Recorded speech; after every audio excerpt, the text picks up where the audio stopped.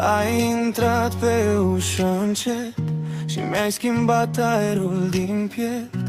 Pe masa mea ceaiul s-a răcit, dar zâmbetul tău m-a încălzit. În palma ta mi-am găsit loc și nopțile mele au prins foc. Când spui pe nume ce simt în mine, parcă se așează totul bine. Și nu mai fug, nu mai ascund, tu mă citești din primul rând. Inima mea te știe deja. Când te apropii, se schimbă sala. Tu ești raza